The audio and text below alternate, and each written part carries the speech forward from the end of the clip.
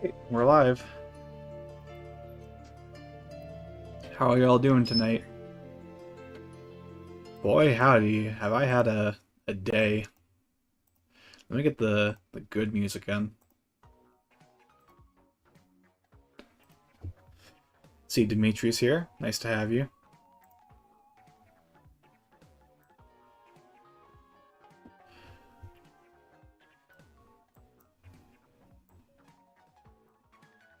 Okay, so Switch 2, everything Switch 2 related. Where do I even begin with this entire conversation? I guess I should preface by saying that other people are going to be joining in at some point, hopefully. Other, uh, namely my friend Evan, who is a big Mario Kart fan. Uh, he wasn't there for the initial recording, but he should be here at some point during the stream. If anyone else pops in, that'll be great. I definitely want. I dislike the new Joy Cons. Uh, what is it about the new Joy Cons you don't like exactly? Because the new Joy Cons were. I have a list. I have a list of talking points for basically this entire direct, this entire situation. Joy-Cons, there are some features of the Joy-Cons I will talk about, but personally, I don't have any negatives with them.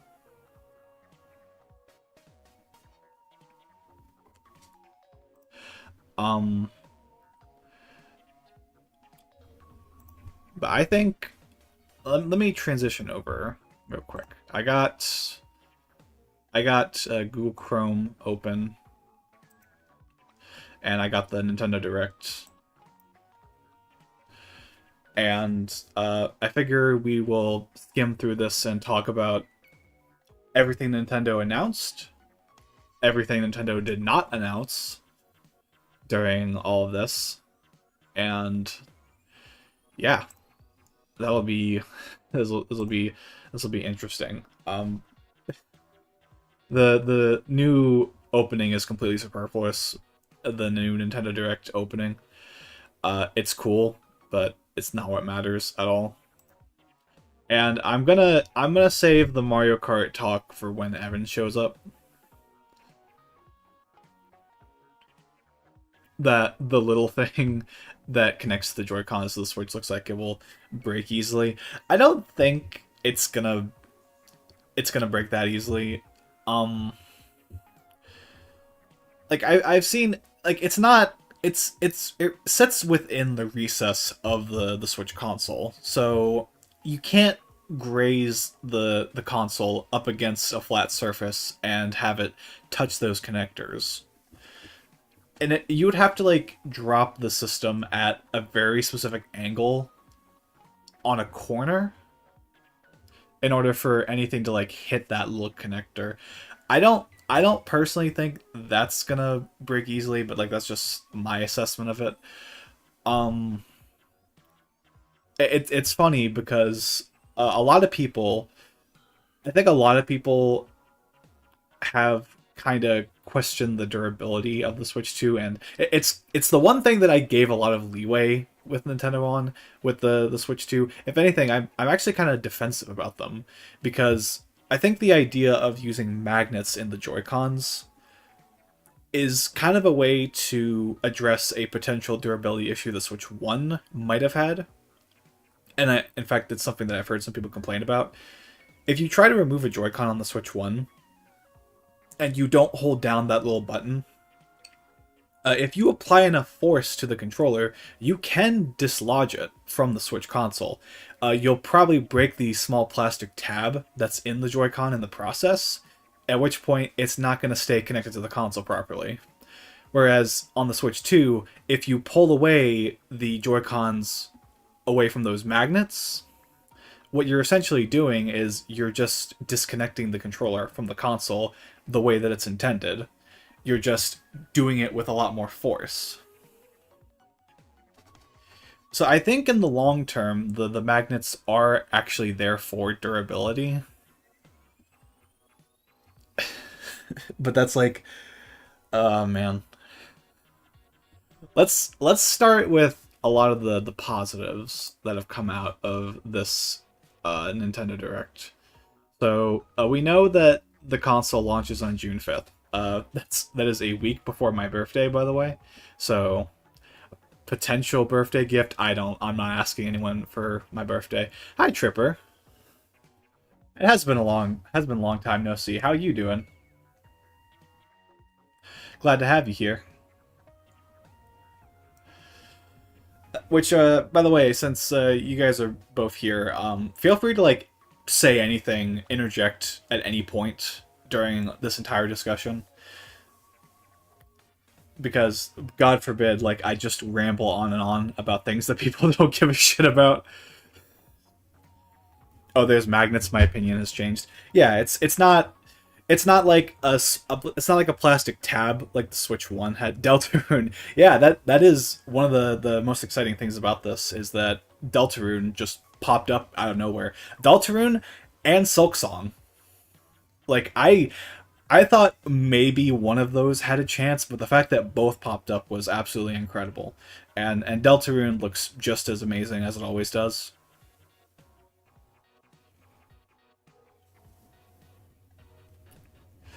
Hype is insane. Yeah. For Deltarune, absolutely. And the fact that that is going to be there around the launch, actually, I think the launch date of the Switch 2 is amazing. It does leave me with the question of, are the other versions of Deltarune going to be updated on the exact same day? I assume so. Like, I don't see any reason why chapters 3 and 4 would be exclusive. $80 Mario Kart. We will get to the price discussion. I want to save that for later. I do like the new stand. Yeah, it's basically like the OLED stand, but it's a U-shaped, which, you know, I'm looking forward to. I'm looking forward to getting what are essentially some of the quality of life features that were included in the OLED, but now just in the model that I have, because I've roughed it out with the base model Switch ever since the launch of the console. It's I did buy a new one in 2018. Well, actually, my dad bought a new one, but we traded our Switches essentially. It's a weird story. It's after they announced Hyrule Warriors, the one from 2018, Hyrule Warriors Definitive Edition, we were like, okay, we need to have two Switches in our household because we cannot share this console anymore. And that's how we became a multi-Switch household for the time being. But then, of course, you know, we all moved out and things like that. Yeah. So I think so. They start out with Mario Kart, and like I said, I'm gonna save the Mario Kart discussion for a little later in the Nintendo Direct. They spend a pretty decent chunk of time on this, a good like 6 minutes, and there's even an entire Nintendo Direct dedicated to Mario Kart World, which I will say after the price controversy, I'm curious to see how people will react to this. But there's a lot to say about Mario Kart, but I'll save that for when more people pop up on the stream. I actually want to focus on... I saw the new Zelda game. I get hyped. Warriors loses all happiness. I saw the Koei Tecmo logo pop up, and I was like, okay, yeah, Warriors game. So that was like the first thing that I immediately thought of. I mean, Hyrule Warriors is... That is a subsect of Nintendo that I kind of forget about a lot. The Warriors games. We have like two Fire Emblem Warriors and two... It's two Hyrule Warriors, right? It's the original Age of Calamity. That's actually another reason why I want to bring in some other people. We do get Prime 4. We do have Prime 4. And I'm looking forward to that. I do have a question about Prime 4, though. And what exactly is the cost of upgrading your Nintendo Switch version of a game to a Switch 2 version? I assumed that when Nintendo announced that it was going to be $10 because we're going from $60 games to $70 games on Switch 2. It's probably 30ish. I The thing is that I kind of see it. I feel like if it's a $10 upgrade, fine. Like I think that's a perfectly reasonable price for the features that you're getting specifically with the Switch 2. It's what Sony has basically been doing with the PS4 to PS5 games. I totally love it to be free. Yeah, that was never gonna happen. There are games, and I do have the Nintendo website up. There are games that are essentially getting some updates for free to utilize some features of the Switch 2, but they're not as robust um, as some of the other features, like Breath of the Wild, Tears of the Kingdom, Kirby and the Forgotten Land, Metroid Prime 4, and Pokemon Legends EA, I think. Oh, and Mario Party Jamboree are like the 6 games that are getting these paid updates. 120 frames is awesome. Yeah, and Metroid Prime 4, amazing showcase for that. I do hope there's plenty of other Nintendo games. I think Super Mario Bros. Wonder would be really awesome to see with the 120 frames update. Yeah, that is amazing for a portable system to see frame rates that smooth. Actually, like, it'll be cool to just see the UI at 120 frames. I think there's not gonna be a lot of moving elements to it, so it's not gonna be that crazy. But just having such a high refresh rate is, I think that's a really great feature. And the one of the few nice things I feel about the modern generation of consoles is that they are trying to push for higher frame rates, even though the graphical fidelity of games kind of limits developers to running games at either 60 or 30 frames per second.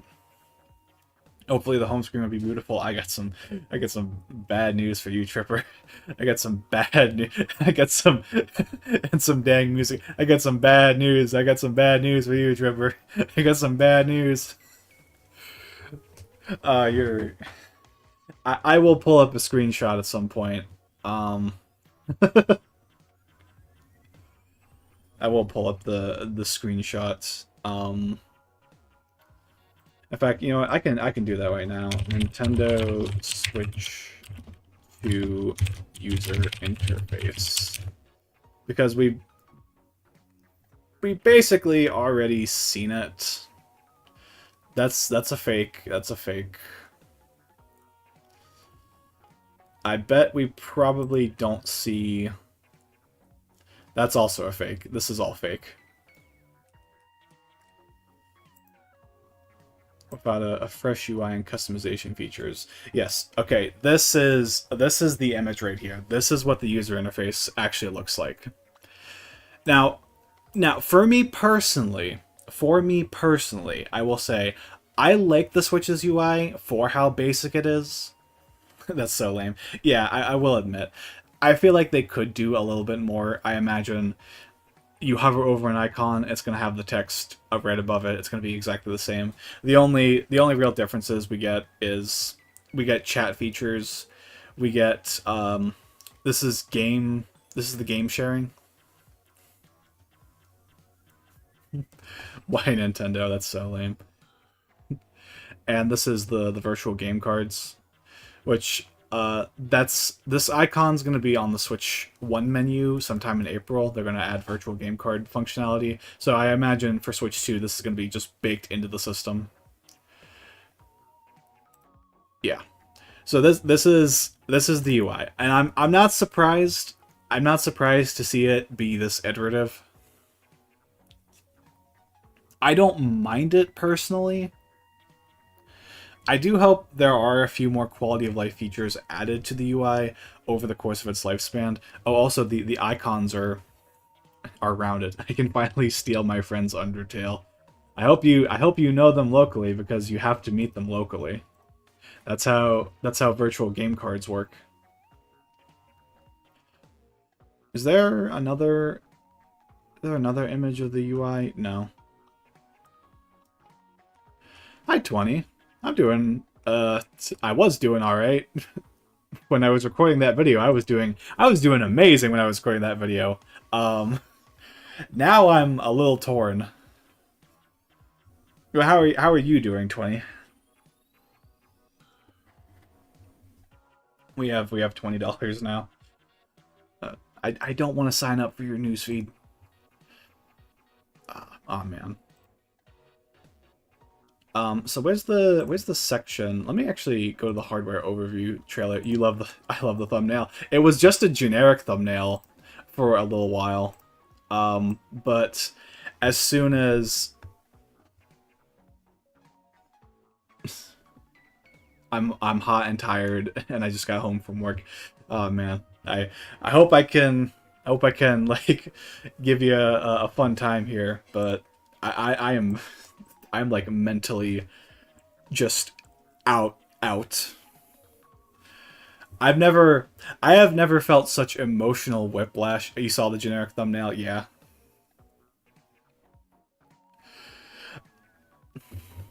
It it's the thing that has stood out the most to me, and it's the thing that I've been thinking of pretty much constantly ever since it got revealed shortly after the direct ended. Like I said, that was such a case of emotional whiplash that I don't even know where to begin. So where's the section where they go over the... Yeah, it's basically just bigger, but it's not any more thick. It's got a 1080p screen, and it can output 4K on a TV and up to 120 frames per second. Now, I'm not sure if I've seen the home menu. Let me... Here it is. This is like the only reliable place I could find the home menu, but this is actually what the home menu looks like. That's even image credit towards Nintendo, so yeah. This is what the UI looks like, and if you're wondering, the system settings are also basically the same. There are a handful of changes made to the eShop. It's largely the same, but I do hope that Nintendo has made it run more efficiently. But that's a question that's still up in the air. That's one of those things that we still really don't know about.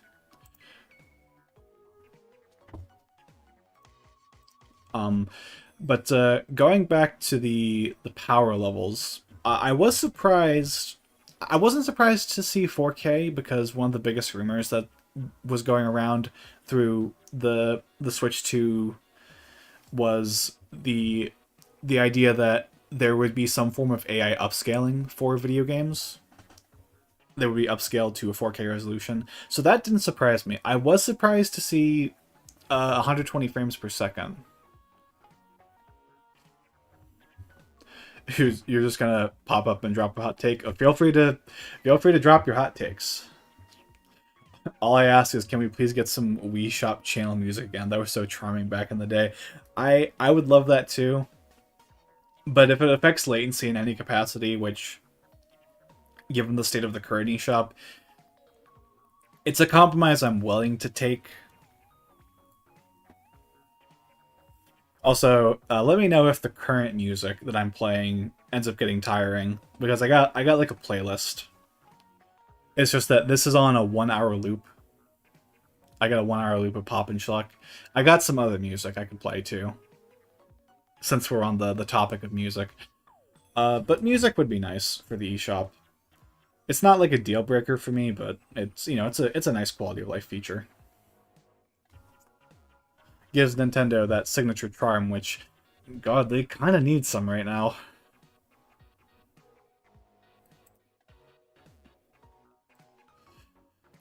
So the overview trailer. HDR, that's a nice feature. We talked about the Joy-Cons a little bit. I do like the design of the Joy-Cons overall. The fact that they're larger probably means they're going to be more comfortable in the hands. I do like the color scheming. I was surprised to see no alternative colors for the Switch 2. No blue and red Joy-Cons specifically. I think I think that feels like kind of a missed opportunity, but it's just a small thing. Redesigned Joy-Cons. We do have mouse controls. There are mouse controls confirmed for games. We already know that the this version of Metroid Prime 4 is going to have mouse controls. That's a great feature. I am kind of concerned, not so much concerned, but I'm curious to see how people are going to react to it, because the thing with these mouse controls is that, obviously, speaking only for myself, this may be the most mixed bag direct I've ever watched. I think, for me, I'll just get like my thoughts out of the way. I get where you're coming from. To me, this was like the best direct ever, but everything that we heard about after this direct, which should not be a shock. I kind of let myself fall victim to this. Everything we heard after really like reframed what this direct meant. Like, I thought the games looked phenomenal. All the third-party stuff that they showed off, really great. It looks like developers are ready to like just jump right into the Switch 2 and put out a ton of quality content. It looks like you're gonna have so much stuff to play, and I think Nintendo is stepping in the right direction with things like the game chat stuff. It's still got some of that Nintendo style to it. So it's not perfect, but it is a step in the right direction. Like, I'll give credit where it's due, mainly because Nintendo is not winning any favors with me right now.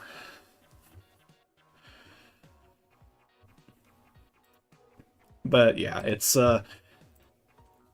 once it was like reframed as what what Nintendo's trying to do with this next generation, it's it doesn't give them a good look. It's not a good look on Nintendo's part. But I'm trying. I want to focus on the positives first, especially since my friends aren't here yet.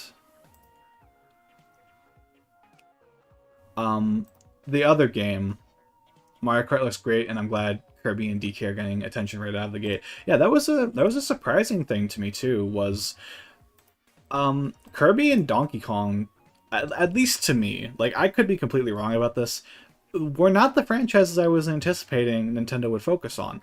I was dead set on a new 3D Mario because of how well Odyssey sold. And I know Donkey Kong has a very like long legacy of like high quality system sellers. Like the original Donkey Kong Country, Donkey Kong 64, Donkey Kong Country Returns sold very well for their respective platforms. I have very mixed feelings about the DK game, really. Curious. Curious to hear what you have to say about that one. I'll save my thoughts when we get to the DK section, because we're gonna be here a while. But yeah, a Kirby Air Ride, that was very surprising to me. I did not think we would see something like that so early in the Switch 2's lifespan. It doesn't seem like the kind of game Nintendo would just start with right out of the gate, especially with a new Mario Kart. Having two Nintendo racing games, even though they are probably going to be different styles of racing games, Kirby is like not the kind of game I was anticipating popping up so soon. I should I guess I can like briefly showcase this. I had a bingo card, this bingo card right here, and I did mark off some of the stuff that popped up. Actually, I forgot Zelda.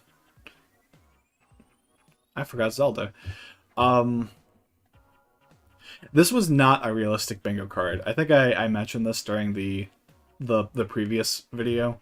In retrospect, this was not a realistic bingo card in any capacity. There's a lot of franchises that I feel make more sense to be saved up for years down the road, like a new Splatoon game. That was not something I was thinking was going to happen at all with this direct. I just kind of put it there in like the off chance that like maybe Nintendo jumps right into Splatoon 4, maybe, but in hindsight, this was that was a bit of a stretch. But we did get Kirby in a sense. We got Elden Ring, which that was like my big third party game that I figured was going to show up, and lo and behold, it was the first third party game that showed up. Donkey Kong, very surprised to see a new Donkey Kong. I guess technically we got Zelda, so I guess pretend that one's crossed off in some capacity. No Resident Evil. No Luigi's Mansion, no Animal Crossing. Assassin's Creed and Starfield. Those did not pop up. Mario Kart, that was the free space. That was guaranteed to show up. I put Hollow Knight Silksong there for a joke, and of course it had to happen. Of course it had to be there.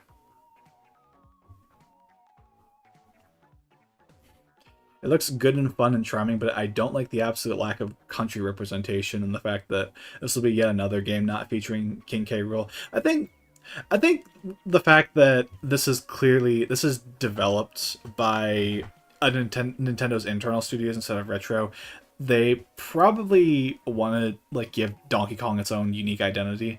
It's kind of weird because I think the Donkey Kong theme park section around Super Nintendo World is still based off of a lot of the stuff that Rare did and Retro kind of established upon.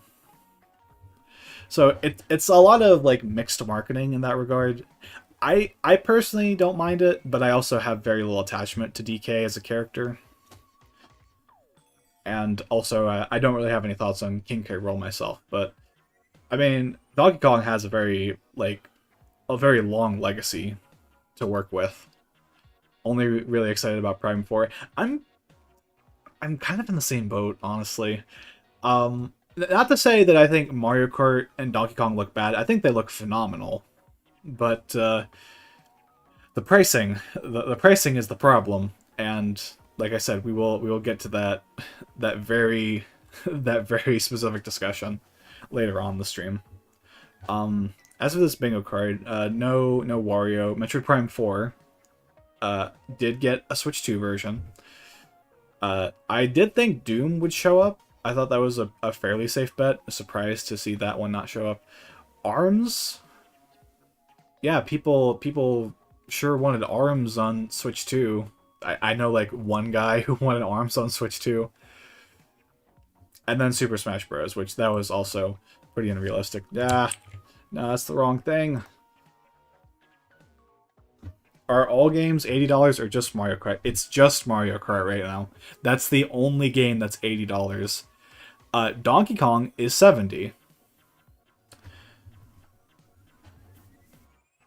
Which is what I figured Switch 2 games were going to cost.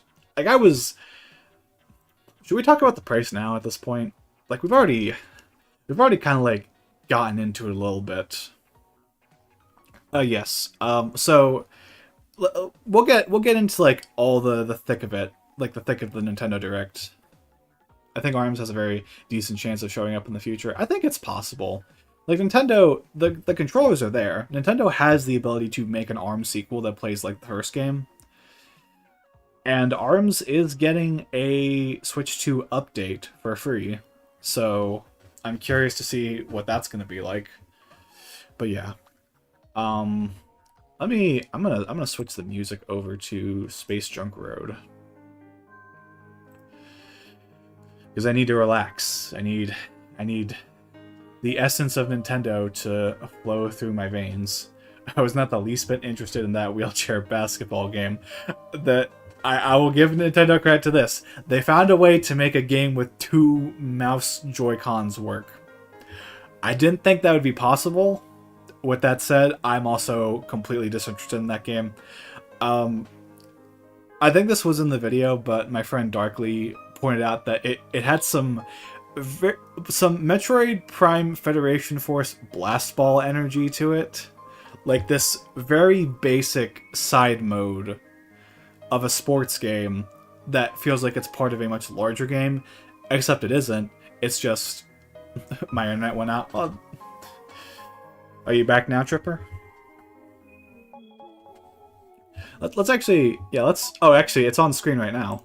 It's yeah the what's this Dragon Drive? I want to say it's called. Where is it? The Drag X Drive. Yeah.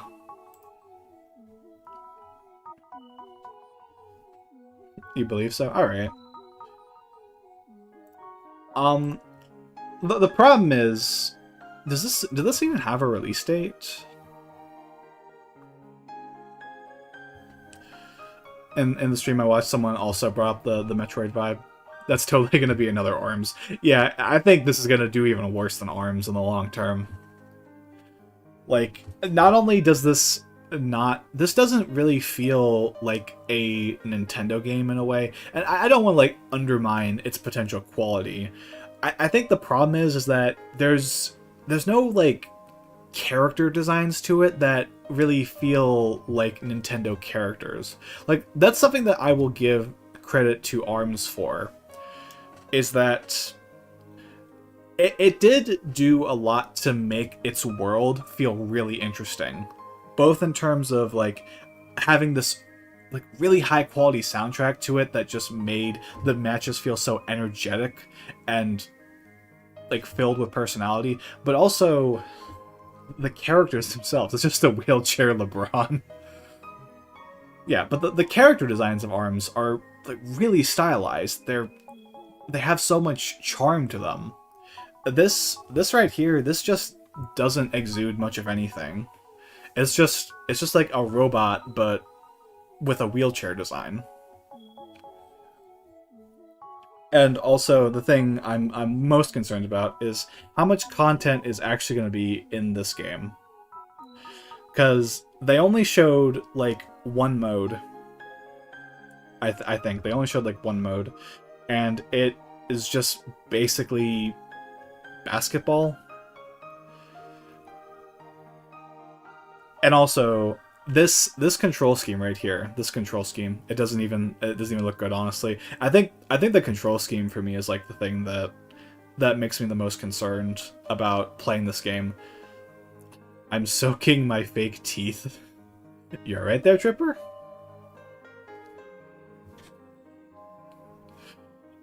April 2nd. That's the wrong... If that's an April Fool's joke, that's the wrong day, buddy. But you're gonna need to have a table or a desk in order to properly play this game. Like, who's going to have the setup to play this game in a comfortable manner? Genuinely. I don't see this kind of setup being that appealing to people. Like, that's the thing about the MouseCon in general that I'm really concerned about. April 2nd is just April Fool's Day but late, so it's more foolish. So it's like the further we get away from April 1st, like the crazier and crazier things get. So by like September 24th, you're launching a nuclear missile and you're like, April Fool's Day. Oh man.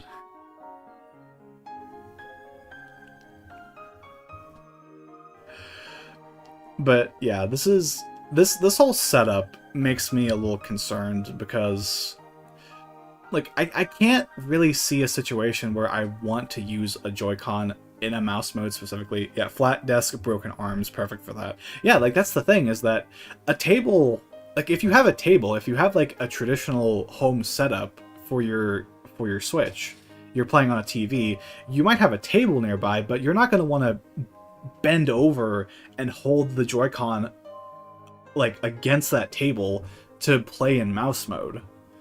You're gonna want to play that at a desk. Like, I can see the option being like a convenience for some people. I can see how it can benefit games like Prime 4, but I can't see people utilizing it enough to the point where Nintendo wants to continue updating games with these mouse features in mind. Especially since definitely a large mouse pad and a low chair. Like I can make use out of that. I have a desk setup. I have a mouse pad. I can take my mouse off right now and have a place where I can, slide my Joy-Cons and a high TV/monitor. Yeah, totally. But most people aren't gonna have this kind of setup. I think most people don't play their Switch at a desk. Most people who are playing their Switch are using a TV as opposed to a monitor. Or they're playing in handheld mode. And that's another thing. In handheld mode, you don't have access to the mouse mode. The controller is attached to the console. Yeah, most. That's just my assumption. But I don't think that most people play their Switch at a monitor. I do because I record it. Did y'all realize they're charging money for that tech demo game where you live on the Switch also? Yeah, let's talk about that. I guess that's why Mom said I'm special. Do you play your Switch at a desk? Where is that game? Where is that game? Yep, it's right here. Nintendo Switch 2 Welcome Tour. The first comparison I made, and I want to hear your thoughts on this. Astro's Playroom for the PlayStation 5. Let me take a sip of my water.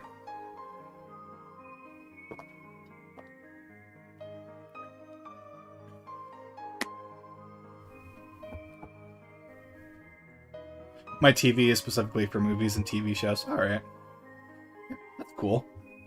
But you play your Switch at a monitor. Yeah, like I've been doing that for a really long time.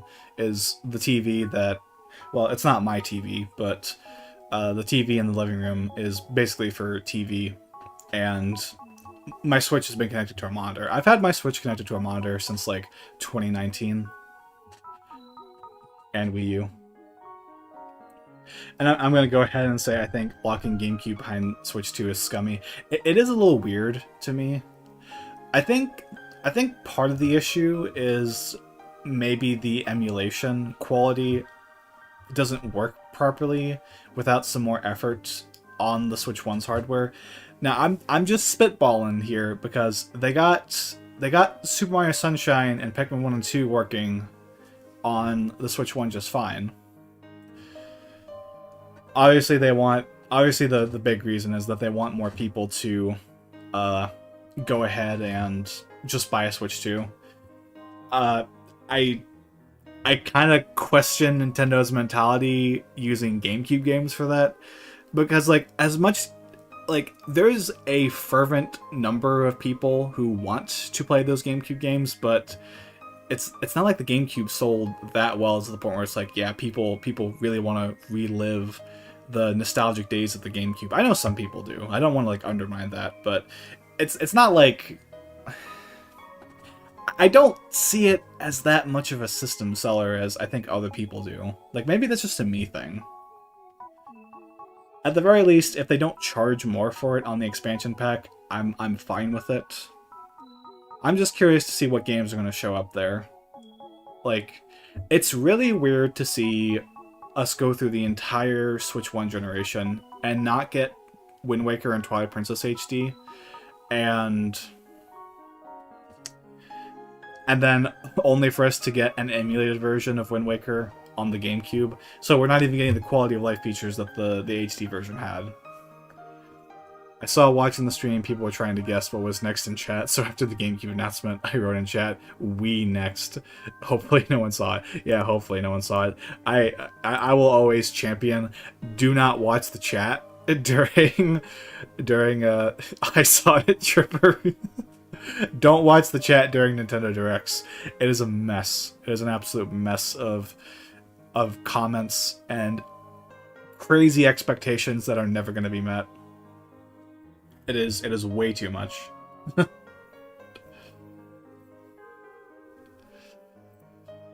Also, I feel I'll mention this right now because I didn't write this down. I'm probably gonna forget. Since, like, if y'all were there for it, on YouTube, the Nintendo of America stream just stopped at one point. It got hung up on an image, and then the stream had to catch up, and the audio was desynced, I think, for most of the rest of it. Besides the random people spamming Deltarune at the start. Hey, they conjured it up into existence. The fact that all those people said that Deltarune was going to show up is why we got Deltarune.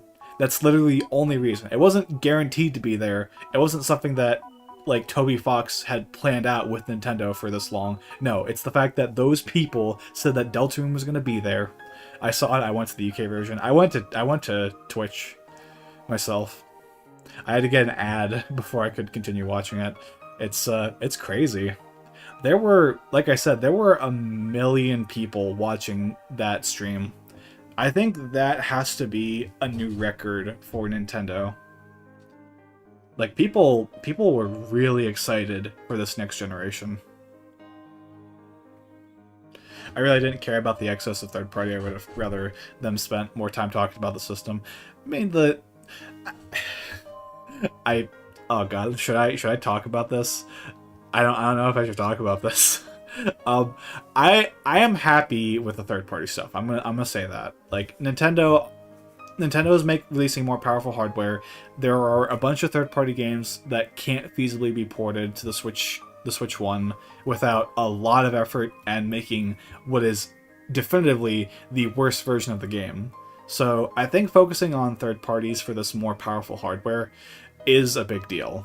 I think that Nintendo is doing a good job, a way better job with third parties than they ever have done before. And there's a lot of really cool stuff now that we're going to be able to play on this handheld at higher resolutions than even what the Steam Deck can provide, and possibly even higher frame rates. So yeah, that is a really cool thing. And I'm glad that this is basically what I anticipated was going to happen, was we were going to get a big influx of third-party stuff on the Switch 2. And I will like go over that here in just a moment. In fact, I can do that right now. And 100k people saying Silk Song. My brother has been waiting for that since release. Probably 5 hours later, he was still sending me tweets about it. Yeah, Silk Song. That was I think that was like the biggest shock of the entire Direct, honestly, was just seeing Silk Song there for like 5 seconds and seeing 2025, and it's like, there's no way. This is not going to happen. I mean, if they can pull it off at this point, I think that will garner them a lot of goodwill back. But yeah, and it was like 0.5 seconds of it. Yeah, it was basically nothing. Like, we saw way more of it during one of the Xbox showcases than during this Nintendo Direct. So it's not like it was that crazy, but just seeing 2025, it feels like a really big deal. But speaking of that, might as well go over all of the third-party stuff that showed up. I mentioned Elden Ring. I feel like that is a really big deal, especially considering that Nintendo is trying to get FromSoft to... is trying to work with FromSoft a little bit more, now that they've kind of garnered this reputation of being a very reputable and high-quality studio. Which we'll talk about the Duskbloods here pretty soon. Hades 2, Street Fighter 6, a Daemon X Machina sequel that I swear in my mind I was like, if this is Daemon X Machina, this is going to be the silliest thing in the world, because that game, from what I understand, did not sell well at all. Like, why go through all this effort to make a sequel to a game like Daemon X Machina? Split Fiction, that's a game I want to try, and I think that'd be really cool with the split Joy-Cons if they make that work. Madden, no surprise there. Tony Hawk's Pro Skater 3 and 4. Hitman, I can't remember the name of the Hitman game. The new James Bond game. Bravely Defaults, that was surprising to see. Yakuza 0. Deltarune Chapter 3 and 4. Borderlands 4. Civ 7. gets a version on Switch 2. 2K Wrestling, and 2K Basketball. Enter the Gungeon 2, which we only heard about if you're watching the YouTube stream. That part got cut out completely. Cyberpunk 2077, I was a little surprised to see that, but I feel like that is a pretty good graphical showcase. And Final Fantasy VII Remake.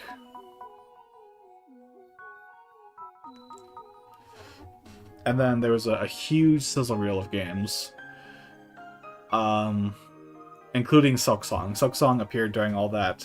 I personally noticed Puyo Puyo Tetris 2S, which I don't need another version of Puyo Puyo Tetris. I love that game, I really do, but goddamn, it is just the same game. It's just the same game in both versions. I don't need it another time. Yeah. There's not as much crazy stuff. There was the new Professor Layton game that's going to come to Switch 2. So that is cool. But it was a sizzle reel, so it wasn't like that crazy. And like in comparison to like the January presentation for the Switch back in 2017, like it doesn't feel as impactful because like Nintendo's just done a lot more to garner the goodwill of third parties recently. Like the Switch has sold so well, and the Switch 2 is basically at the power level that third parties need to release their games, that it's not as surprising to see all this stuff show up in the same way that and compared to how it was very surprising to see all that stuff show up for the original Switch. You know. But Nintendo Switch 2 Welcome Tour. Yes. Let's talk about this for a moment. Yes, the fact that this is a paid game is absolutely baffling.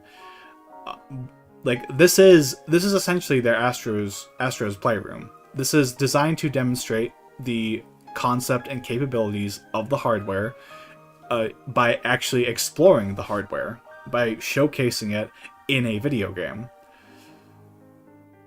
And this is a great idea. This is honestly a concept that I think could work with any system that has any kind of controller gimmick. But why are they charging for this? I think, if anything, that's just going to kind of take away the experience for a lot of people. That having this like initial like Nintendo used to do this stuff where they would release free software with their console. I'm gonna be pissed if Mario Kart lets me play as a cow but not an N64 penguin. I think the penguin is a playable character. It's not like the N64 model, but it's like the modern day model of what the penguin looks like. I don't remember if the penguins have a name. I know that I wish Evan were here because we got a lot to talk about with Mario Kart.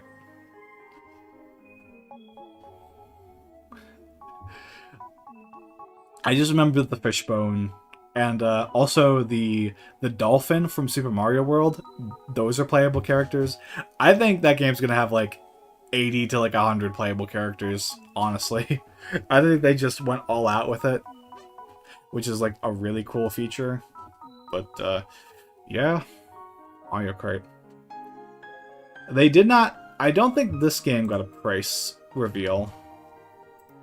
In fact, I think when it comes to the game list... Nintendo Switch 2, learn more about this game.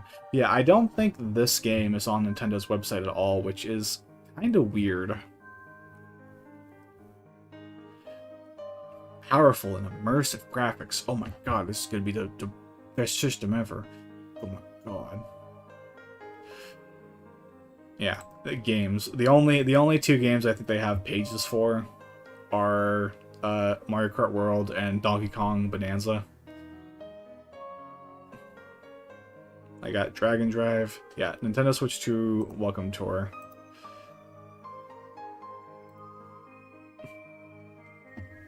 I can't join VC anymore, but I am here. Hi, Evan. Why can't you join VC? I mean, I'm here. Are you like busy with other people or something? Um, we were talking about Nintendo Switch 2 a welcome tour. I need more water.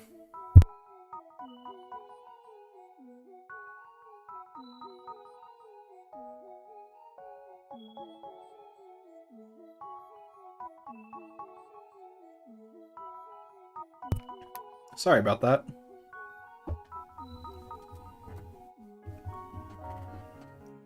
Like if you're able to hop in VC, then like hop in, because I barely touched on Mario Kart at all. But going back to the Switch 2 welcome tour, um, yeah, Switch 2 is going to sell like hotcakes, but I don't think Nintendo did them any favors by not being upfront about prices in the direct and hiding that stuff on the website. I mean, that's the whole point. Is the thing, is that they weren't upfront about it because they knew people were going to react this way. Um, it's funny because it's funny looking back because they were very upfront about the price of the Switch 1 at launch. They said in the January presentation, oh, it's $300. They didn't do that for the Switch 2. And I don't mind the price of the console is the thing. Like, when we're talking about prices, I think $450 for the power level they seem to be demonstrating with, 4K resolutions, albeit it's likely upscaled 4K, like AI upscaled, and 120 frames per second. Like, this is a much more capable machine than what the Switch 1 is. This is a system that closes the gap far better than I think we thought it was going to be. So I think $450 is a reasonable price. It's just the $80 games. That's my big concern, is Nintendo setting this new precedent in the industry for what games can cost? Because Nintendo is not going to be the only company that does this. They're just the first company to try to do this, and like there's a lot of reasons why. Let me actually bring up the Mario Kart World website and scroll down over to the pricing just to illustrate my point. Yeah, $80 MSRP. I like I said, I don't like this because of the precedent that it sets both for Nintendo and the rest of the industry. Because, like, I'm sure every company wants to be able to charge more for their games. Every big third-party company is making these massive, expensive video games. I guarantee 3D Mario and Zelda and Smash will be $80. Oh yeah, guaranteed. Those games are 100% going to be $80. It makes me think that Nintendo's mentality with it is, if it's a game that they are confident will sell tens of millions of units, they'll charge $80 for it just to squeeze out some extra money from their customer base. Like, yeah, like Mario, Zelda, and Smash, those were some of the biggest games on the Nintendo Switch, and I imagine it's gonna be, we're gonna be in a similar boat when it comes to the Switch 2 releases. Now, I'm very conflicted on how I feel about all this, because one of the things that I kind of gave Nintendo some credit for that I don't think was really intentional was the fact that because the Switch was so underpowered compared to their competitor platforms, those games, was in a Splatoon game, could respawn for a second, but it's late and I'm still sick, so I can't VC, but I can discuss through chat still. Okay. Yeah, so couldn't. Okay. Yeah. Nintendo was working with such underpowered hardware compared to their competitors that their games couldn't be as technically ambitious as what other third-party companies were making for the PS5 and Xbox Series X. And like that's been the argument for $70 games, is that because games require so much more development time, because they require so much more resources to make them as technically impressive as they are, that's why they have to cost $70 going forward. And it feels to me, based on what we've seen from games like Mario Kart World and Donkey Kong Bonanza, they are way more ambitious and way more technically impressive than anything Nintendo's ever done. Like, I think this is a huge leap for them, but it's also, I think it's a sign that they've put themselves in that position that their competitors are now in, where their games are so, yeah, someone said Mario Kart physical is 90. I can't find a price for that, but I keep seeing it pop up so much that I can't help but think it's true. I don't know if it's like a region specific thing or if that is actually the case. It doesn't make a lot of sense to me, but like Nintendo's making these games that are cost so much more money to make that their only real method of making more money off each individual consumer is by charging more for the game itself. Like, and this is why I say I'm so conflicted on this, because the one thing that I've given Nintendo a lot of credit for over this generation is the fact that they don't put microtransactions in their games. It's always like, it's an upfront cost, and if it has online features, you pay for the subscription service. Like, that's it. You don't pay for costumes, you don't pay for, like, small little trinkets, except for Smash Bros. Like, Smash Bros is the one game that has a microtransaction mod, like, setup with the Mii costumes. But that's one game out of, like, dozens upon dozens of games Nintendo's published. And, like, they seem to be committed to that. I'll give them credit where credit's due. If Mario Kart is not littered with microtransactions, that is a benefit to the game, but it's also a huge ask to go from this industry standard that's been established by Sony since 2020 of $70 to this brand new standard completely out of the blue from a company that is working with hardware that is just less powerful than a PS5. And other companies, they're gonna follow suit. Like, we've heard rumors about GTA 6 costing anywhere from $80 to $100. I guarantee you it's gonna be at least $80 now that Nintendo is the company that sets the precedent for it. And it's one of those things that I can't help but feel like it can't be a one-off. It can't be one of those weird things Nintendo experiments with and then just never does again. Like, the limited time releases for Super Mario 3D All-Stars. They tried that, everyone got upset with them, and they just never did it again. Like, this doesn't feel like something that they can just, walk back on at this point. This feels like a conscious decision that once they're committed to it, there's no turning back. And like I said, it tells me that Nintendo has just put themselves in this position where they're making games that are too expensive for them to properly manage at this point. They're in the same position that the rest of the industry is on. Yeah, I think $100 for GTA 6 is definitely feasible at this point. I don't know how well it will sell at that point, but it's also GTA 6. It's like the most anticipated video game of all time, arguably. So what else is... it's like, there's such a feeling of helplessness permeating through the air with all of this information. Like, I had another point, but I completely lost it. I've been thinking about this all day. Like, okay, when I made that post saying that everything was going so well on the YouTube page, and I genuinely mean that. If Mario Kart, I went into this direct thinking to myself, Nintendo's probably going to start charging $70 for new releases. That's what the rest of the industry does. The games are going to be more expensive on this. People will absolutely buy that game for some people. That's the only series they play. True, you are right. And like, some people love GTA and people love Mario Kart. They'll definitely pay that much money for them. Music. What are we going to listen to now? SS Drake? Yep, SS Drake. But I went into the direct thinking to myself, Nintendo's going to charge $70 for games, and I was willing to accept that. I officially reached the point where I was like, if new releases are $70, that's fine.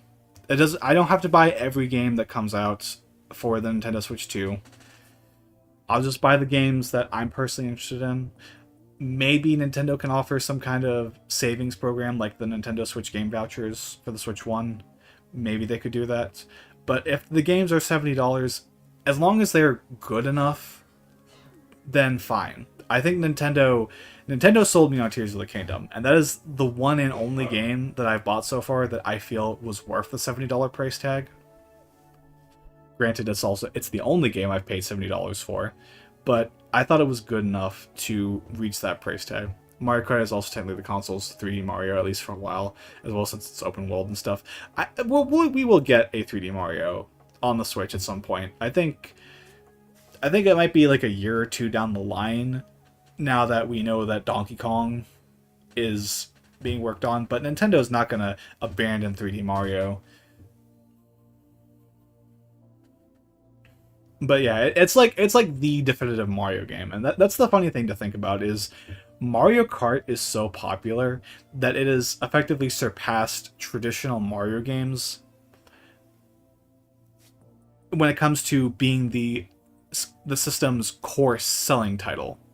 Like it was always a Mario platformer that sold the systems, right? But in retrospect, it's Mario Kart. People buy Nintendo systems for Mario Kart more than any other Mario game. And that's still something that's kind of hard to come to terms with. It's like a Mario Kart specifically. Like, I've never viewed the series as a system seller, but 8 Deluxe sold over 60 million units. Mario Kart is way more important to Nintendo and the Switch 2 than a 3D Mario game will ever be. And that's really weird to think about, but it's true. But like I was saying, I was willing to accept the $70 games. We better get Double Dash on the GameCube. True. Like, listen, they gotta flush out that GameCube library. There's a lot of games they gotta get onto that service. And watch, they're gonna do like the 18 plus GameCube app, and the only game that shows up is like Eternal Darkness. And the open world is so cool. Like, if you think about it, it's similar to the VR chat rec room thing, where you just hang out and explore the world you're in. Yeah, like it's a massively ambitious game. Like this game looks absolutely phenomenal. All of its features, everything they've shown off is incredible. And I'm sure the Direct is gonna show off even more cool stuff that they got in the pipeline. Maybe even some content updates down the road. Like, there's a lot of really cool stuff in this game. And honestly, if it were $70, I would be like, yeah, just I will pay $70 for this game, because Nintendo is setting a new standard of quality with their games going forward that, yeah, $70 feels like a totally reasonable price to charge for these games. I never thought in 100 years Nintendo would ever acknowledge Coliseum and XD again. Yeah, me neither. Like, it's kind of crazy to think that, you know, Pokemon, those style of Pokemon games are going to come back. I don't know if you saw in Discord, but it looks like we're getting battle mode. Yeah, I saw that. And it's not surprising. I figured Nintendo Direct would probably show that one off, but it's cool that there's at least a hint towards it. Sorry about that. But the pricing, I lost my train of thought. It's such a feeling of whiplash to get that $80 price tag thrown on top. And it's because it's the only thing that I feel genuinely bothers me. Like, I felt this way about the Switch 1 generation as a whole, and I want to talk about this at some point. I probably won't in this stream. The only thing that I feel genuinely bothered me enough during the Switch generation to hamper my experience with the system was Joy-Con drift. Like, Nintendo Switch Online, that had problems. I can't believe Mario and Kirby are getting kart races in the same year. Yeah, that's crazy, and I really hope Mario Kart does not cannibalize Kirby. Maybe Air Riders is only 60 and people are like, buy this game. You guys gotta buy this game because it's we gotta send a message to Nintendo. I don't think that's gonna happen. But all the problems of the Switch 1 generation I could tolerate in some capacity, except for Joy-Con. I think I would consider skipping out on the game if there wasn't the bundle, as I'm kind of strapped for money right now. Yeah, that's the thing. Is I would like to get the bundle, but I do not have $500 just lying around, and that's a limited time bundle. Is the thing, which I would argue is essentially what Nintendo was doing with 3D All Stars, where there was a feeling of FOMO with that game. Sega got to be feeling some kind of way tonight. They made a post about it. I don't think it was like that malicious, but yeah, Sonic Racing Cross Worlds, definitely looking a little more appealing after this Mario Kart shenanigans. It's Mario Kart. People are gonna buy it anyway. But, like, just thinking to myself, right out of the gate, there is an issue that I have with Switch 2 that I feel will genuinely hamper my experience with engaging in with its games.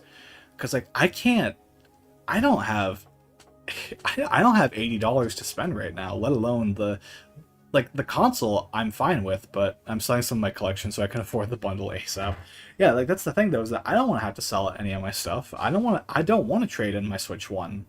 I want to keep it around because I still want to be able to play on it. Like, what if something happens to my Switch 2?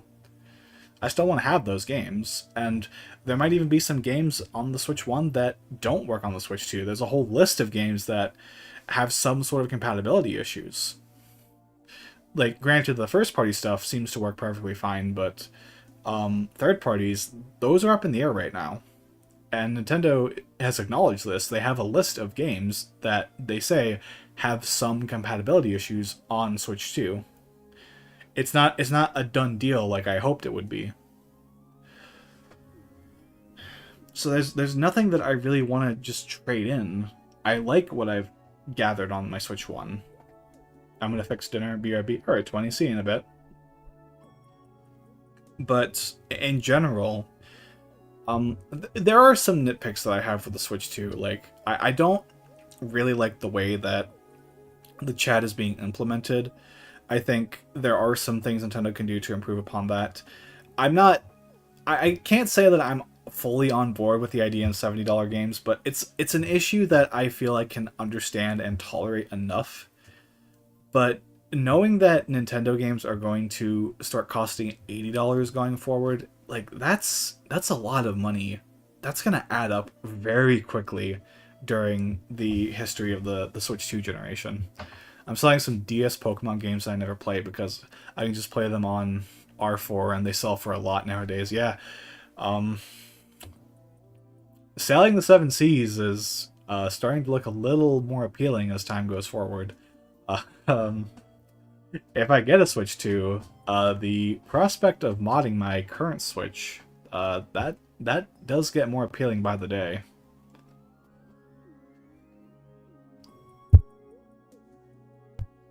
I don't know.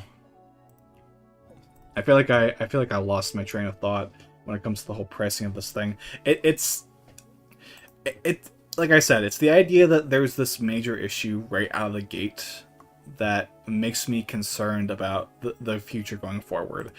It's like it does make me.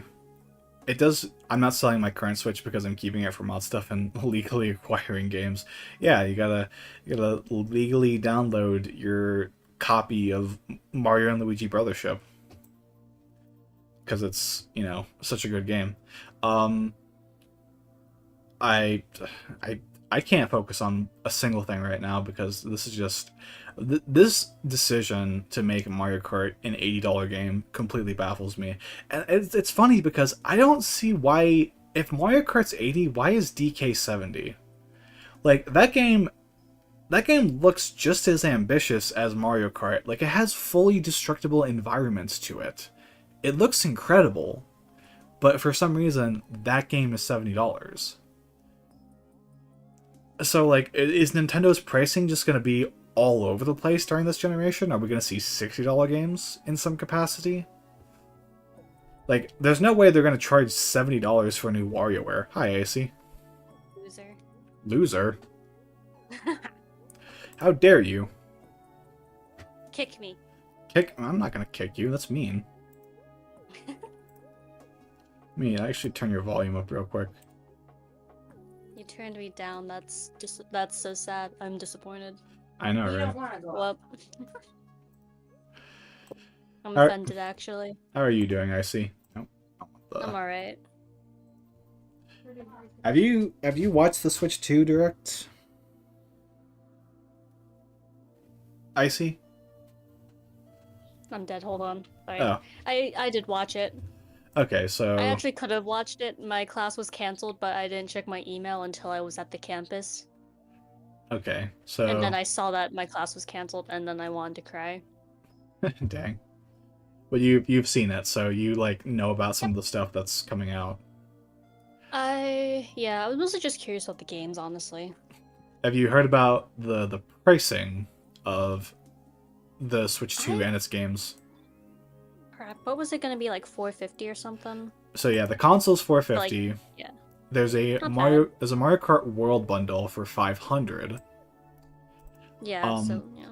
Mario I Kart wouldn't buy it. World digitally is $80. Yeah. That's gonna make buying games a lot less appealing to me. Yeah, and From, that like, the standard $60. that's where I'm at. Like I said earlier, I was 100% on board with the idea of transitioning from $60 to $70 games. I wasn't that happy about it, but I was like, the rest of the industry is doing it. Of course, Nintendo's going to follow up and do it with their games. I'll probably buy from GameStop. At least with that, I can get, like, my pro discount, and then they sometimes do sales as well. If I'm lucky, after a while, I can get pre-owned games for cheaper. Yeah, I'm curious to see how, like what methodologies we can take to potentially lighten the load of these expensive games. I feel like your best bet is GameStop, personally. Like, it'll take a while. You're not gonna get it release date type things, because you'll have to wait for them to get pre-owned games back. Yeah, but that's my thing about all this. That's kind of bumming me out a little bit. Yeah, like Switch 2, Deltarune, Silk Song, Minecraft movie, and FNAF 2 movie trailer. Yeah, this is a big week for games. Yeah. I will give you that. But It's cool. but like it's weird for me because the Switch 1 is a generation that I followed pretty, I don't want to say religiously per se, but I was buying games new. Not every game new. There were some games that I picked up a couple years down the road for cheap, but you know, I bought Luigi's Mansion 3 for $60. I bought Metroid Dread for 60. I bought Tears of the Kingdom for 70.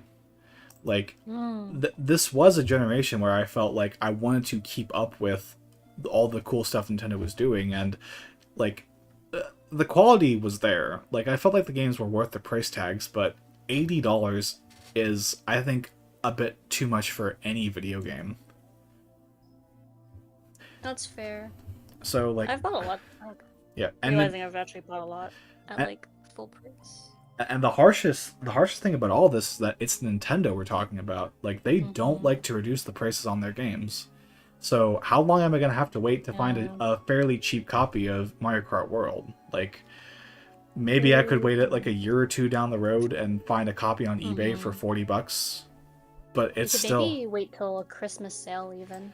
yeah, That'd be less than a year at least. yeah, but Wait, what if Nintendo does like the voucher system? yeah, baseline So you 70 can was save just a like bit. yeah. Yeah, you save like That's the thing, is that we don't know if they're gonna do that yet. Like there's a lot of unknowns about how Nintendo is gonna go about pricing their games going forward, in a way that doesn't feel right at the moment. Like I feel like this is the thing, is that Nintendo is not being transparent enough about this stuff at this very moment. I didn't expect to hear everything about the console. Of course they were going to miss out on some stuff, but like game vouchers don't work on Switch 2 right now. So they need to make either their own voucher system for Switch 2, which probably like you pay $120 for 2 vouchers. yeah. Digital physicals are priced differently is the worst for me because I like to own almost everything physical. Yeah, like the physical version is supposedly $90. Ugh. That is insane for just one video game. Yeah. Your best bet really is to keep an eye out for those sales if possible, and even stopping by your GameStop every like maybe once a month or checking in, you know. Yeah, I think overall though, as good as Mario Kart, that's the thing about Mario Kart World though, is that it's it's almost like it's almost like a trick in a way. Like, this is the first video game I've seen where there's almost a part of me that's like, I can kind of see why it costs $80. Like, it almost looks that good, but I can't justify it to myself to spend $80 on a single video game. And Heck no. I almost feel like I need to have that bundle in order to justify getting the game myself. But it's also like, there's not really anything on Switch 2 right out of the gate that I'm eager to play that much. Like, Mario Kart World looks amazing. I want to play it. So does Donkey Kong, but it's not like that game for me. It's not like that game that pushes me over the edge where I'm like, I need to have this system. And it's funny to think because I felt like the idea of backwards compatibility alone would have been enough for me going into this direct. But after the price, I'm like, if Nintendo's going to start charging for a lot of these games, I'm thinking to myself, I want to save so much money if I just don't buy a Switch 2. Yeah. If you have multiple Switch, because I have my old Switch and I have my OLED, obviously. So, and you can always do trade-ins with, not trade-ins, but like you can get a reduced price for your old console at least. Ooh. Just another thing to save a bit more money. Yeah. Like, Just have to wait. yeah. And it does make me wonder how well the Switch 2 and its games are going to actually sell, knowing that they're as expensive as they are. It already Like, felt really rough spending 60, but that's just because I'm part-time working and stuff. How are you gonna get parents to justify that? yeah, that's Like the thing. kids as well. Oh my god. Like like I am a person who is obsessed with video games, and it's something that like I would want to buy. Oh, I'm fine with paying a 450 for the console, but what about what about like normal people? What the about kids and teenagers that don't have jobs and they have to ask their parents. It's gonna be like, can I get this game? And they're like, how much is it, sweetie? 880? 90 even? It's like, holy shit, what? Mario Kart World is honestly a console seller for me as long as being able to play on handheld again, since Switch One handheld is kind of terrible. That's fair. Like, I don't want to undermine anyone's experience with Mario Kart World because it does look really amazing, and I'm sure it's going to review incredibly well. Like, people who play the game are probably going to have a ton of fun with it. It's just a personal thing for me with this generation. Being frugal. Yeah, being Yeah. frugal for once, and like I've seen a lot of people bring this up, but it just feels like Nintendo's kind of shooting themselves in the foot a little bit, considering the state of the world right now, and like Yeah. this is not a good time to be releasing something this expensive right now that you need to sell to millions of people. I'm probably just gonna wait for Christmas sales and stuff like that if they even do it and trade in my old thing. Yeah. But I think Trade my old for like a few games. that is pretty much everything about the pricing structure that I wanted to talk about. Um, but you said you've seen it. Is there anything in particular that stood out to you during the direct?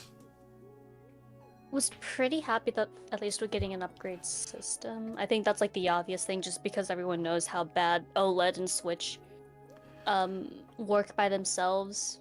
Yeah. Like frame rate wise, especially on Scarlet and Violet was the big thing.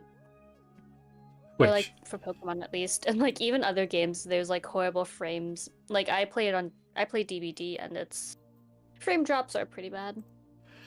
which I think upgrade packs. Let me see. It'll probably be like 20. Oh yeah, the game Unless... key cards. I forgot about this. Mhm. Some physical games are available as a game key card. So the game key card to download the full game to your system, which Mhm. is company speak for, yeah, there are games that are going to be so big on Switch 2 that the cartridge that you get with the physical version doesn't have the game on it. You just have to download the full game. Yeah.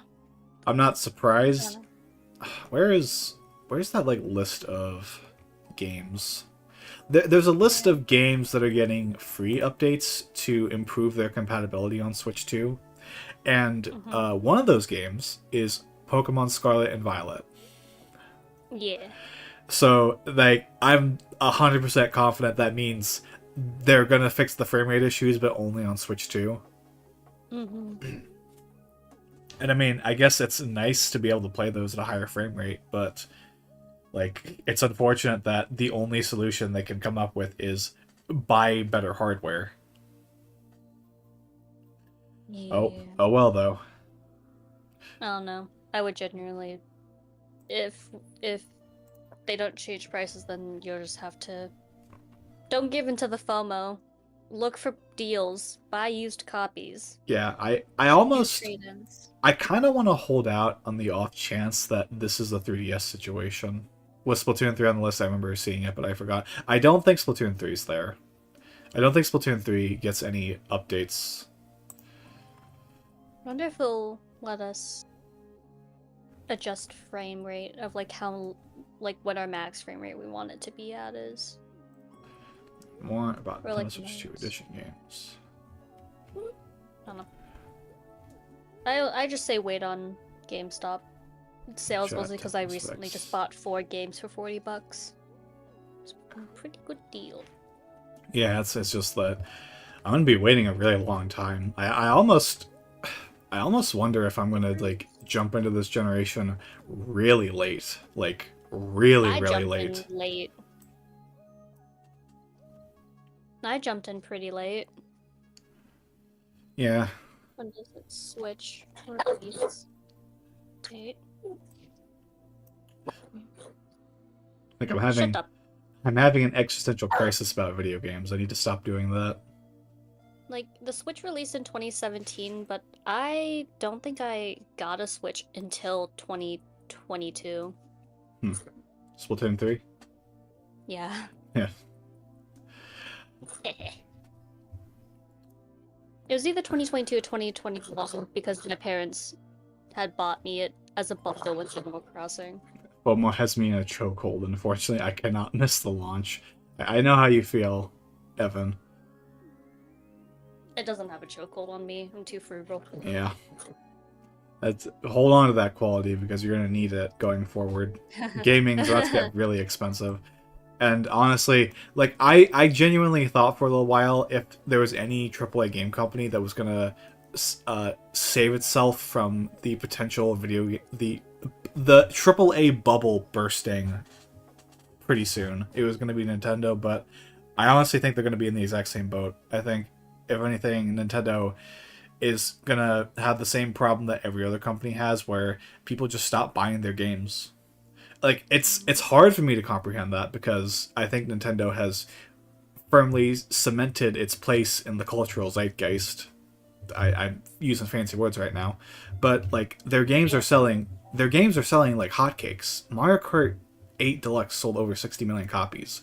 I don't see a world where like Mario Kart World just doesn't sell good at all after that game sold so incredibly well. Yeah, I think they're just trying to push it and see how much they can get out of people. Since, like, again, you said games were selling really hot, they're like, what if we push it? Because, yeah, money.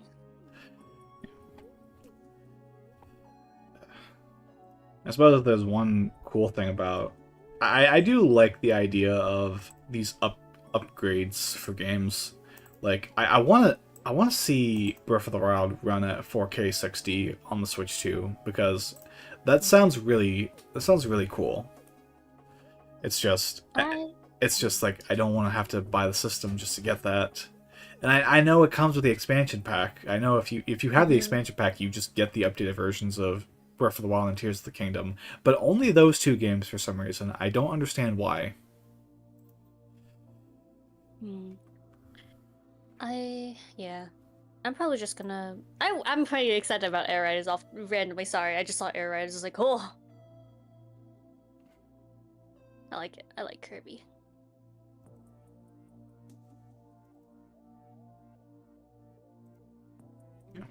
Kirby Air Ride is interesting. I don't think we actually saw any real gameplay of it, but knowing that Nah, Masahiro Sakurai is behind the wheel, like I'm confident you that have game's gonna be faith. good. Have faith. Have faith. I was surprised to see it because I genuinely thought for a little while that was going to be a new Smash trailer, but I'm so happy. yeah, Air Riders is funny as fuck. Yeah.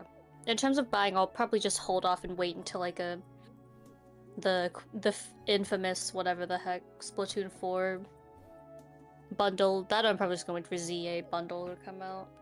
yeah, that's a thing too that I kind of anticipate going forward is more console bundles that help you save $30 on a game. Mm-hmm. I fact, still need to get a job though. in fact, knowing that basically every Black Friday during the Switch One's lifespan, Nintendo did the Mario Kart 8 Deluxe bundle, I wouldn't be surprised if every Black Friday for the Switch 2 they did a Mario Kart World bundle.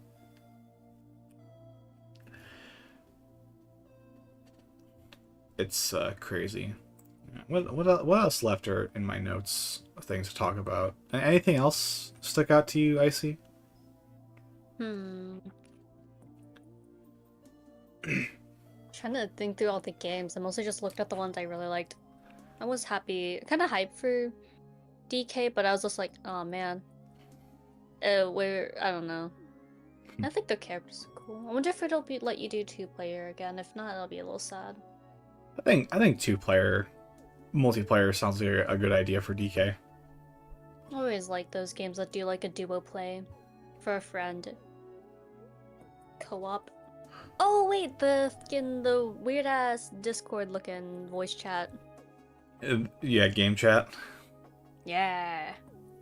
I don't see it as a replacement for Discord, but it's cool that No. Nintendo is. It's a replacement for me because I can't stream, okay? Ugh. It'll definitely be like a nice quality of life feature Nintendo's needed for a while. Yeah. How much do you think the camera's gonna cost? Like It's 60? it's $50. It's 50? Okay, I was actually pretty close. Yeah, it's a little expensive. I kind of wish Nintendo just did a camera on the Switch console itself, but at the They same might have had time, to give up thickness or something to yeah. pack more in, you know?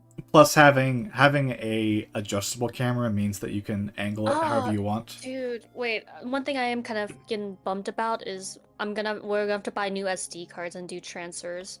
Yeah, I understand why, because Nintendo, they kind of need to match what Microsoft and Sony are doing with SSDs, and unfortunately, the only way they can really do that on a system like the Switch is with faster micro SD cards. But it is unfortunate that you're going to have to pay for more expensive cards that, and your current ones just don't work on the Switch too. Yeah.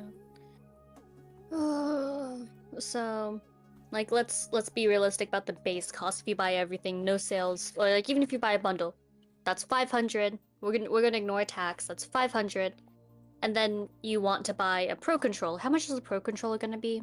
$80. 580. Okay, now we're in that range. What else do we need on an SD card? How much is a good SD card gonna cost? I think the 256 gig express cards are about $40. So we add that on, we're at 620. Yeah. And we haven't even added tax on. You're gonna get close to 700 just to play one game. Then you have to transfer over all your data and then also do a micro SD transfer between your two SD cards. Well, yeah. Well, to be fair, if you're just buying Mario Kart and in the bundle, it's just 500. Like this is kind of the thing with the Switch One that people brought up a lot is that yeah, there's a lot of expensive accessories for the Switch, and over time that does add up. But if with the Switch One, if you just wanted to buy a Switch and play Breath of the Wild, it was $360. Just the cost of the Yeah. console and the game. You don't get the Pro Controller. You don't get the the music I'm playing is loud apparently. But, like, no, because it's gonna be a lot of people will Did they ever specify if the old controllers would be compatible with Switch 2? Yes. You can Okay. you can sync up Joy-Cons and Pro controllers to the Switch 2. Okay, You that's don't have nice access then. to the capture features. I assume that the home menu will like give you the option to use chat features, even if you're using a Switch Mm-hmm. 1 era controller. Um, you need Joy-Con ones. I don't know what you call them.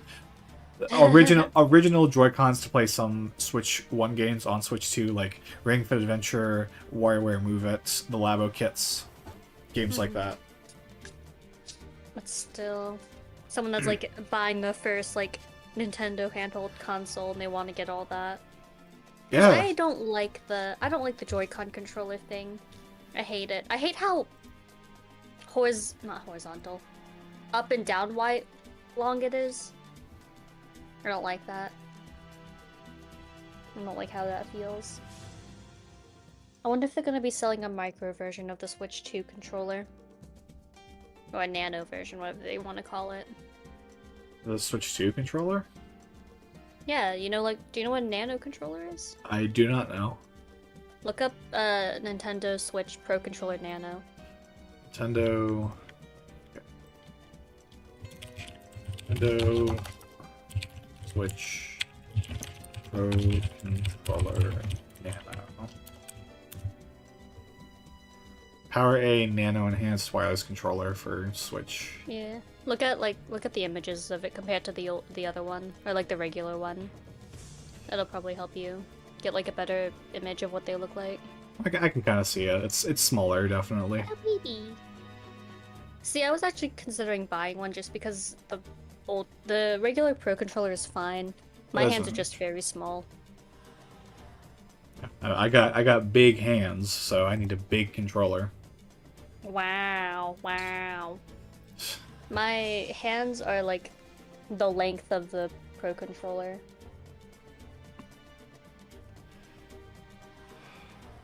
I. Oh man, what do we? What have I How not big are talked? your hands, John? But they're huge. I got big hands. They're huge. I'm kind of at a loss as like what to talk about at this point. I've covered most of what I wanted to say. I barely talked about Mario Kart though, like all the cool stuff about Mario Kart, Yeah. like all the It looks cool. all the open world stuff. The fact there's 24 racers traditionally, the knockout mode where you are essentially like on this like giant tour of the map and you have to reach Yeah. checkpoints. Like all that's really More awesome. arcadey.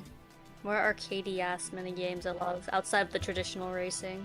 Dolphin is playable. Yeah, Dolphin's playable. I was so like unhyped when I saw Tony Hawk. I'm gonna be real. I saw it and I was like, what the fuck?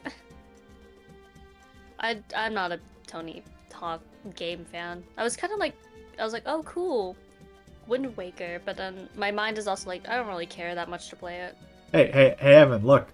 Dolphin is playable on Nintendo Switch too. Look at this. You get it? Dolphin's playable? Are you actually gonna buy that controller? Yes, I'm gonna buy that controller.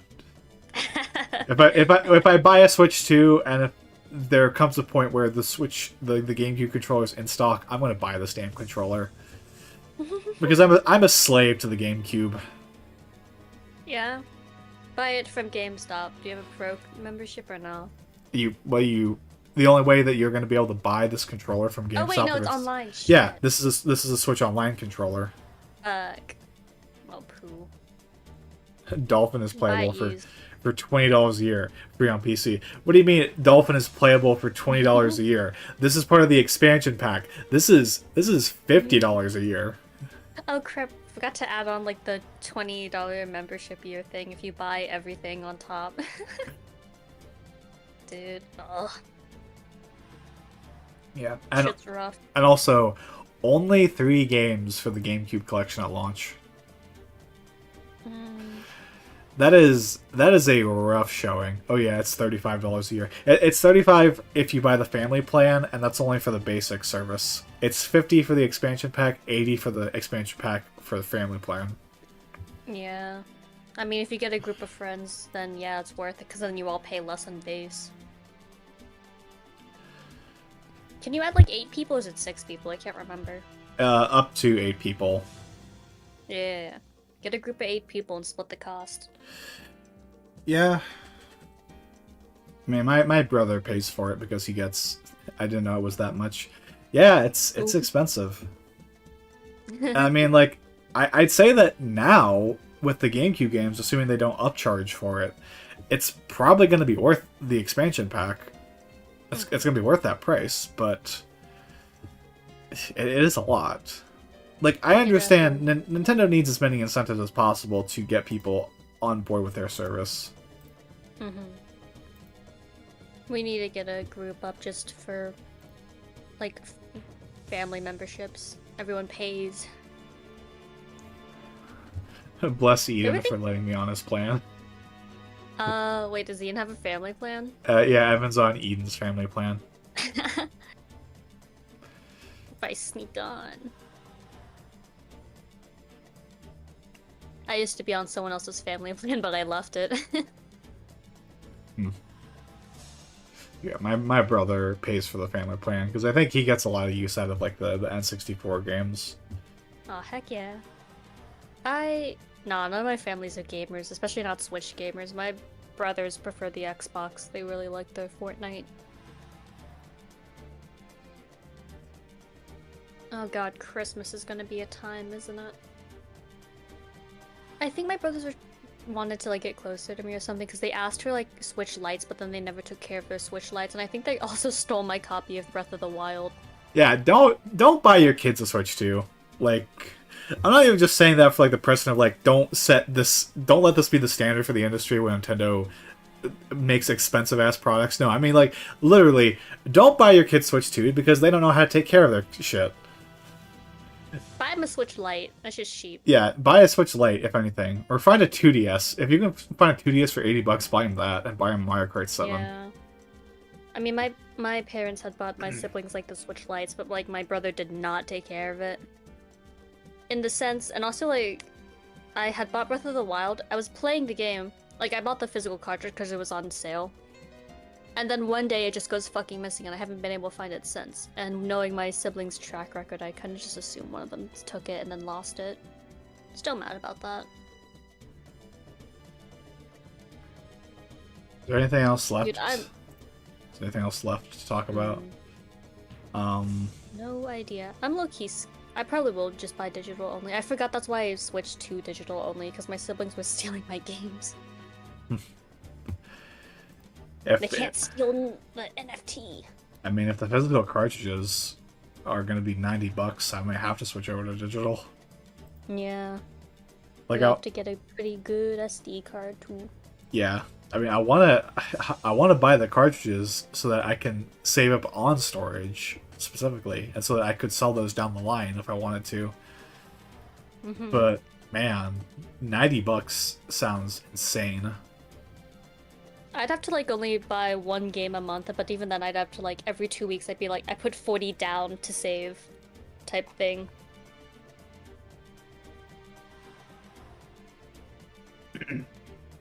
It's just it's so expensive.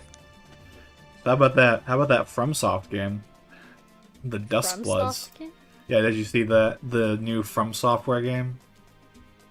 Dustblood? I honestly, I looked at it and I'm like, is this some sort of fucking like Bloodborne game? Yeah, everyone thought Bloodborne. I thought it was Bloodborne, and then they said Duskblood. I'm like, oh, welcome home, Bloodborne. Yeah, I was very surprised to see Nintendo essentially pay for an exclusive FromSoft game. That seems a little uncharacteristic of them, but like FromSoft is huge now, so that's going to be a big seller for them. I'm not ready to do the. Yeah. It's gonna be a fun, tedious process. Everyone's gonna go through it. We'll see the videos, the reviews. Try and stay away from spoilers of any games if you can. Yeah, at this point, I feel like I'm gonna have to spoil myself on stuff because I'm not gonna be buying a lot of this stuff day one. I'm gonna have to wait for reviews. Just don't open up social media. Yeah, well, I just deleted Twitter, so I don't even have it on my home screen. I just opened up Blue Sky, but even then, I'm hoping to stop opening that. I don't want to see spoilers for any games. All I want to know is the reviews. I want to know the raw reviews. Was the game good or no? But I think I've gotten pretty much everything I want to say out for the Mhm. stream. So I think I'll call it here. Uh, thank y'all for watching. I appreciate y'all being here, and I'll see y'all next time. So just straight rambling. Yep, straight yapping. Straight yapper.